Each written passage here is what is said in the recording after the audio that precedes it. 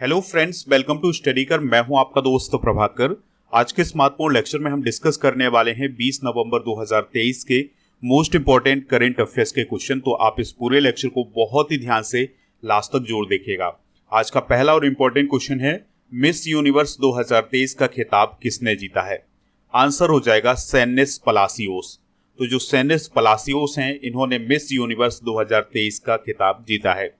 इस प्रकार के क्वेश्चन आपके एग्जाम में काफी बार बनते हैं, तो आप इसे नोट जरूर करिएगा। दोस्तों, 72वें मिस यूनिवर्स का खिताब निकारागुआ की सेनेस पलासियोस ने जीता है। यानी कि जो सेनेस पलासियोस हैं, उनके देश का नाम है निकारागुआ।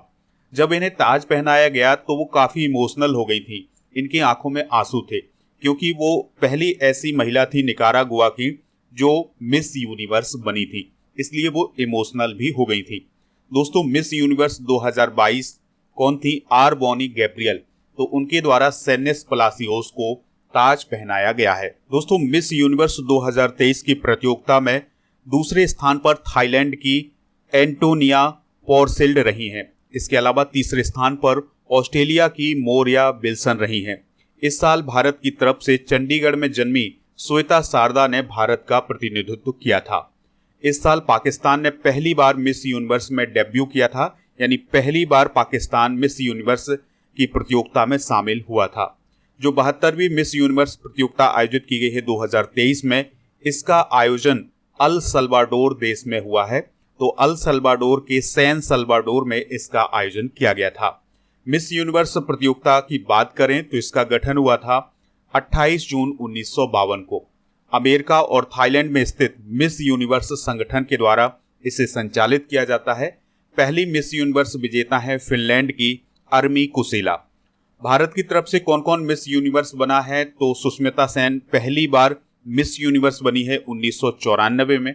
साल 2000 में लारा दत्ता मिस यूनिवर्स बनी थी और 2021 में हरनाज संधू ने मिस यूनिवर्स का खिताब जीता था। आप इस पूरे लेक्चर को बहुत ही ध्यान से लास्ट तक देखिएगा। लास्ट में आपसे क्वेश्चन पूछा जाएगा जिसका आंसर कमेंट बॉक्स में देना है। अगर आप चैनल पर पहली बार आए हैं तो सब्सक्राइब कर लें, बेल आइकन भी दबा लें, जिससे आपको समय पर और सबसे पहले नोटिफिकेशन मिल सकेगा। पीडीएफ के लिए आप हमारे टेलीग्राम चैनल से जुड़ जाइएगा। आपको टेलीग्राम पर जाना है, स्टडी कर ऑफिशियल सर्च करना है तो हमारा चैनल मिल जाएगा, और इस चैनल को ज्वाइन करना है तो आपको पीडीएफ भी मिल जाएगा। आपके लिए एक इन्फॉर्मेशन है कि जो अक्टूबर माह की ई बुक है वो अब लॉन्च हो चुकी है, तो उसे आप ऐप से प्राप्त कर सकते हैं। सबसे पहले आपको ऐप डाउनलोड करना है। ऐप आप दो माध्यम से डाउनलोड कर सकते हैं, या तो नीचे डिस्क्रिप्शन बॉक्स में जो लिंक दी गई है वहां से डाउनलोड कर सकते हैं, या फिर प्ले स्टोर पर आप जाइए, स्टडी कर आप सर्च करिए तो हमारा जो ऐप है वो मिल जाएगा। इस ऐप को इंस्टॉल कर लीजिएगा। जैसे आप इंस्टॉल करेंगे तो कुछ इस प्रकार का इंटरफेस दिखाई देगा। आप ई बुक पर जाएंगे तो आपको अक्टूबर माह की, सितंबर माह की जो ई बुक है वो मिल जाएगी, तो यहां से आप इसको प्राप्त कर सकते हैं। इसके अलावा हमारी जो वेबसाइट है उसके माध्यम से भी आप डायरेक्ट प्राप्त कर सकते हैं ई बुक को। वेबसाइट का जो लिंक है वो डिस्क्रिप्शन बॉक्स में दिया गया है। दोस्तों, आपके लिए एक व्हाट्सएप चैनल भी बनाया गया है, तो व्हाट्सएप चैनल से भी आप जुड़ जाइएगा। इसका लिंक डिस्क्रिप्शन बॉक्स में दिया गया। नेक्स्ट क्वेश्चन है, विश्व बाल दिवस कब मनाया जाता है? तो हर साल 20 नवंबर को विश्व बाल दिवस मनाया जाता है। यूनाइटेड नेशन के द्वारा बच्चों की सुरक्षा, कल्याण और शैक्षिक विकास को बढ़ावा देने के लिए हर साल 20 नवंबर को विश्व बाल दिवस मनाया जाता है। 20 नवंबर 1959 को संयुक्त राष्ट्र महासभा के द्वारा बाल अधिकारों की घोषणा की याद में 20 नवंबर को विश्व बाल दिवस मनाया जाता है। भारत में बाल दिवस कब मनाया जाता है? 14 नवंबर को पंडित जवाहरलाल नेहरू की जयंती पर। दोस्तों, भारत में एक और बालकों से संबंधित दिवस मनाया जाता है, वो होता है वीर बाल दिवस। तो भारत में वीर बाल दिवस 26 दिसंबर को मनाया जाता है। तो 26 दिसंबर को गुरु गोविंद सिंह के पुत्रों की शहादत की याद में वीर बाल दिवस मनाया जाता है। हाल ही में मनाए गए कुछ प्रमुख दिवस डिस्कस कर लेते हैं। तो 19 नवंबर को विश्व शौचालय दिवस, 17 नवंबर को राष्ट्रीय मिर्गी दिवस, अंतर्राष्ट्रीय छात्र दिवस मनाया गया है। 16 नवंबर को राष्ट्रीय प्रेस दिवस मनाया गया था। 14 नवंबर को बाल दिवस और विश्व मधुमेह दिवस, 13 नवंबर को विश्व दयालुता दिवस, 12 नवंबर को विश्व निमोनिया दिवस, 11 नवंबर को राष्ट्रीय शिक्षा दिवस और 10 नवंबर को विश्व सार्वजनिक परिवहन दिवस और 9 नवंबर को राष्ट्रीय कानूनी सेवा दिवस मनाया गया है। अगला क्वेश्चन है, कौन सा बैंक सिंगापुर और अमेरिका में योनो ग्लोबल ऐप लॉन्च करेगा? आंसर हो जाएगा स्टेट बैंक ऑफ इंडिया। तो दोस्तों स्टेट बैंक ऑफ इंडिया जल्द ही सिंगापुर और अमेरिका में योनो ग्लोबल ऐप लॉन्च करने वाला है। एसबीआई अपने ग्राहकों को डिजिटलीकृत प्रेषण और अन्य सेवाएं प्रदान करेगा इस ऐप के माध्यम से। एसबीआई 9 देशों में योनो ग्लोबल सेवाएं प्रदान करता है और इसकी शुरुआत 2019 में यूके ऑपरेशंस से की गई थी। दोस्तों एसबीआई की स्थापना 1 जुलाई 1955 को हुई थी। मुख्यालय इसका मुंबई महाराष्ट्र में है। इसके वर्तमान में अध्यक्ष हैं दिनेश कुमार खारा और यह एक सार्वजनिक क्षेत्र का बैंक है। इसका स्थापना दिवस 1 जुलाई को मनाया जाता है। अगला क्वेश्चन है, किस राज्य सरकार के द्वारा स्कूल शेड्यूल यानी स्कूल के कार्यक्रम में बदलाव किया जाएगा? आंसर हो जाएगा उत्तर प्रदेश। तो दोस्तों उत्तर प्रदेश सरकार नई शिक्षा नीति लागू करेगी जिससे स्कूलों में पढ़ाई के घंटों में कटौती की जाएगी। स्कूलों में 29 घंटे पढ़ाई होगी और सोमवार से शुक्रवार तक कक्षाएं 5 से 5.5 घंटे लंबी होंगी। हर माह के सभी दूसरे शनिवार को कक्षाएं 2 से 2.5 घंटे की होंगी। अन्य 2 शनिवार को अवकाश भी रहेगा। तो इससे क्या होगा कि स्कूलों में जो पढ़ाई के घंटे हैं उनमें कटौती की जाएगी। कक्षाओं के लिए अधिकतम समय सीमा तय की जाएगी। और दोस्तों न्यू एजुकेशनल पॉलिसी के अंतर्गत सामान्य विषयों की कक्षाओं के लिए अधिकतम समय सीमा 45 से 35 मिनट के बीच होगी। प्रमुख विषयों की जो कक्षाएं हैं वो 50 मिनट तक संचालित की जाएंगी। एनईपी का जो उद्देश्य है वो है सालाना 10 बैग मुक्त स्कूल दिवस की अनुमति देकर छात्रों के बोझ को कम करना। नेक्स्ट क्वेश्चन है, भारत के आयुष मंत्रालय के साथ किस संगठन ने पारंपरिक और पूरक चिकित्सा परियोजना सहयोग समझौते पर हस्ताक्षर किए हैं? तो वर्ल्ड हेल्थ ऑर्गेनाइजेशन के द्वारा अभी आयुष मंत्रालय के साथ एक समझौता किया गया है। तो आयुष मंत्रालय और डब्ल्यूएचओ ने जिनेवा में पारंपरिक और पूरक चिकित्सा परियोजना सहयोग समझौते पर हस्ताक्षर किए हैं। इस समझौते का उद्देश्य है पारंपरिक और पूरक चिकित्सा प्रणालियों का मानकीकरण करना और अंतर्राष्ट्रीय स्तर पर उन्हें प्रसारित करना। दोस्तों आयुष मंत्रालय के द्वारा डब्ल्यूएचओ के सहयोग से दक्षिण पूर्व एशिया में पाई जाने वाली जड़ी बूटियों का एक अंतर्राष्ट्रीय हर्बल औषध कोष डेवलप किया जाएगा। तो यह इस समझौते की कुछ महत्वपूर्ण बातें हैं, इनको आप नोट कर सकते हैं। बात करते हैं डब्ल्यूएचओ की, तो इसे वर्ल्ड हेल्थ ऑर्गेनाइजेशन बोला जाता है। इसकी स्थापना 7 अप्रैल 1948 को हुई थी। हेडक्वार्टर इसका जिनेवा स्विट्जरलैंड में है। महानिदेशक है टेड्रोस अदनोम घेब्रेयेसस। विश्व स्वास्थ्य दिवस मनाया जाता है 7 अप्रैल को और 2023 में जब विश्व स्वास्थ्य दिवस मनाया गया था उसकी थीम थी सभी के लिए स्वास्थ्य। नेक्स्ट क्वेश्चन है, सी बकथॉर्न किस राज्य या केंद्र शासित प्रदेश से संबंधित है जिसे हाल ही में जीआई टैग प्रदान किया गया है? आंसर हो जाएगा लद्दाख। तो देखिए दोस्तों कुछ समय पहले लद्दाख के खुबानी, पश्मीना और लद्दाखी लकड़ी की नक्काशी को जीआई टैग प्रदान किया गया था। इसके बाद अब लद्दाख सी बकथॉर्न को भी जीआई टैग प्रदान किया गया है। सी बकथॉर्न की बात करें तो यह एक जंगली फल है। यह लद्दाख के सबसे अधिक लाभदायक फलों में से एक माना जाता है। इसका 90% प्रोडक्शन लद्दाख में ही किया जाता है। दोस्तों 2019 में लद्दाख केंद्र शासित प्रदेश बना था। लद्दाख की जो कैपिटल है वो है लेह और यहाँ के जो उपराज्यपाल हैं वो हैं वीडी मिश्रा। तो ये पॉइंट भी आप नोट कर सकते हैं। नेक्स्ट क्वेश्चन है, मोहम्मद मुइज्जू ने किस देश के राष्ट्रपति पद की शपथ ली है? आंसर हो जाएगा मालदीव। तो मालदीव के राष्ट्रपति पद की शपथ किसने ली है? मोहम्मद मुइज्जू ने। तो 17 नवंबर 2023 को मोहम्मद मुइज्जू ने मालदीव के राष्ट्रपति पद की शपथ ली है। इसके अलावा उपराष्ट्रपति बने हैं मोहम्मद लतीफ। शपथ ग्रहण समारोह में भारत की तरफ से केंद्रीय पृथ्वी विज्ञान मंत्री किरण रिजिजू जी शामिल हुए थे।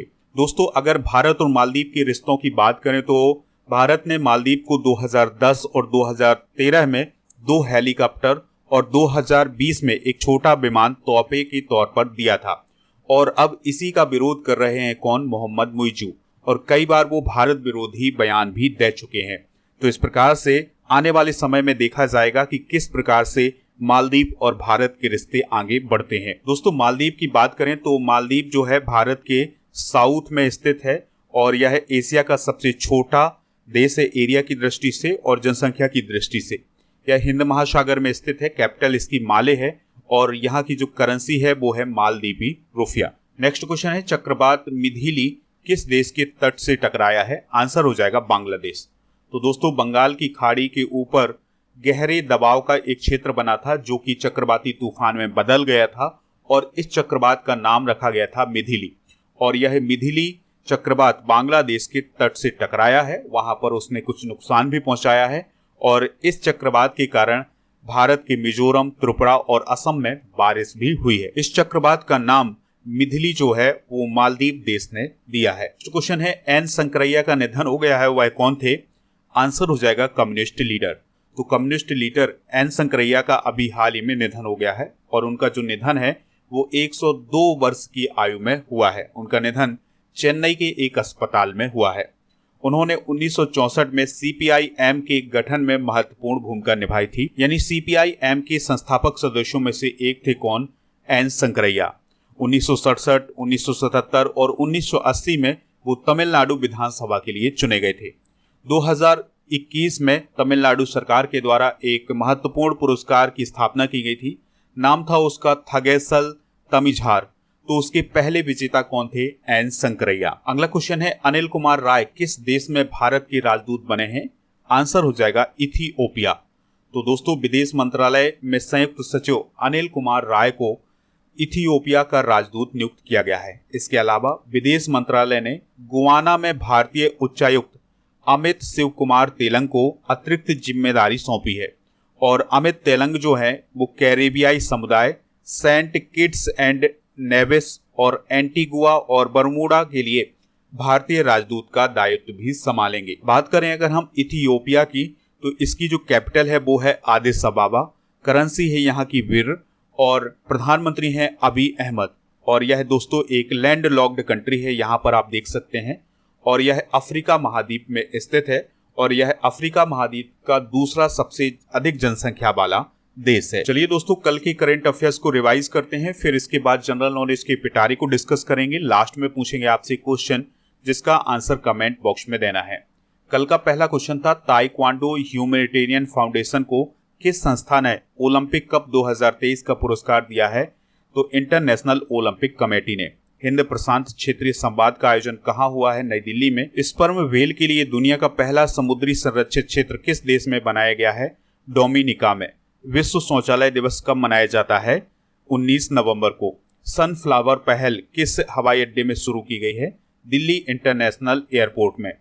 एसपीजी यानी स्पेशल प्रोटेक्शन ग्रुप के नए निदेशक कौन बने हैं? आलोक शर्मा। बीएन गोस्वामी का निधन हो गया है, वह किस क्षेत्र के इतिहासकार और लेखक थे? 96वें ऑस्कर अवार्ड में ऑस्कर शो की मेजबानी कौन करेगा? जिमी किमेल करेंगे। किस राज्य में निजी क्षेत्र में स्थानीय युवाओं को 75% आरक्षण देने वाले कानून को हाईकोर्ट ने असंवैधानिक बताकर रद्द कर दिया है? Haryana. Adhering and belonging institute द्वारा प्रकाशित समावेशन सूचकांक 2023 में भारत कौन से स्थान पर है? आंसर हो जाएगा 117वें स्थान पर। चलिए दोस्तों जनरल नॉलेज के पिटारे में हम कुछ महत्वपूर्ण अनुच्छेद डिस्कस करते हैं। तो अनुच्छेद 97 में राज्यसभा के सभापति और उपसभापति तथा लोकसभा के अध्यक्ष और उपाध्यक्ष के वेतन भत्ते के बारे में बताया गया है। अनुच्छेद 98 में संसद के सचिवालय का उल्लेख किया गया है। अनुच्छेद 99 में संसद सदस्यों द्वारा शपथ का उल्लेख किया गया है। अनुच्छेद 100 में संसद सदनों में मतदान रिक्तियों के होते हुए भी सदनों की कार्य करने की शक्ति और गणपूर्ति के बारे में बताया गया है। अनुच्छेद 101 में संसद के स्थानों का रिक्त होना बताया गया है। 102 में संसद सदस्यता के लिए योग्यताएं बताई गई हैं। तो दोस्तों ये महत्वपूर्ण अनुच्छेद आप नोट कर लीजिएगा। कल के करंट अफेयर्स में एक क्वेश्चन पूछा गया था कि G20 शिखर सम्मेलन कहाँ आयोजित किया गया था? तो नई दिल्ली में G20 शिखर सम्मेलन आयोजित किया गया था। तो इसका लगभग सभी लोगों ने आंसर बताया हुआ है न्यू दिल्ली। तो इसी प्रकार से आपसे जो क्वेश्चन पूछा जाए उसका आंसर आप कमेंट बॉक्स में जरूर बताइएगा। आज का क्वेश्चन है विश्व स्वास्थ्य दिवस कब मनाया जाता है? जो भी इसका राइट आंसर हो कमेंट बॉक्स में जरूर बताएं, हमें इंतजार रहेगा आपके आंसर का।